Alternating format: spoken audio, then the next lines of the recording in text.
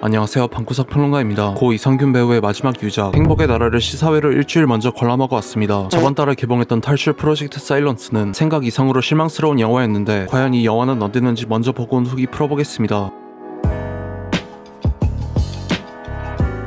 この番組はご覧のスポンサーの提供でお送りします。 이대로 가다간 진짜 박 대장 죽어요.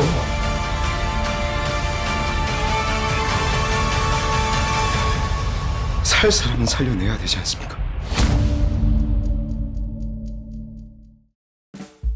광의 왕이 된 남자를 연출한 추창민 감독이 이번 영화를 연출했는데 전작인 7년의 밤이 많은 호평을 받았었기 때문에 걱정되기도 했습니다. 이 영화는 1979년 10월 26일 박정희 대통령을 암살한 김재규 중앙정보부장의 수행비서관이었던 박흥주 대령과 그의 변호인 태윤기 변호사의 실제 이야기를 모티브로 제작되었고 12.6 사건을 바탕으로 한 남산의 부장들과 12.12 군사반란을 바탕으로 한 서울의 봄이란 캐릭터들과 배경이 겹치기 때문에 이 영화를 보기 전에 두 영화를 먼저 보는 것도 좋은 관람 포인트가 되지 않을까 싶었습니다. 이 영화도 마찬가지로 영화 속 캐릭터들의 이름을 실존 인물들의 이름을 약간 바꿔서 지었습니다. 1979년 10월 26일 서울 종로구 궁정동에 있는 대통령 안전가옥에서 중앙정보부장 김영일과 수행비서관 박태주 대령을 비롯한 중앙정보부 인물들이 대통령과 경호실장 그리고 경호실 인물들을 총으로 살해하는 사건이 발생합니다. 피의자 측 변호인단 중에선 현역 군인 신분이라 군법으로 재판받아야 하는 박태주 대령의 변호를 맡으려는 변호인이 없었기 때문에 적합한 변호사를 찾아 나섭니다. 엄청난 이타심으로 남들을 돕는 교회 목사인 아버지 밑에서 가난하게 자라면서 사법고시에 합격한 뒤 생계형 변호사가 된 주인공 정인우는 12.6 사건 재판을 성공적으로 해결하면 자신의 커리어에 도움이 될 것 같아 박태주 대령의 변호를 맡게 됩니다. 상황을 자신에게 유리하게 진술을 맞추는 데 익숙한 인우와는 다르게 박태주 대령은 군인으로서 자신의 신념을 계속 고집하는데 설상가상으로 국군 보안사령관이자 12.6 사건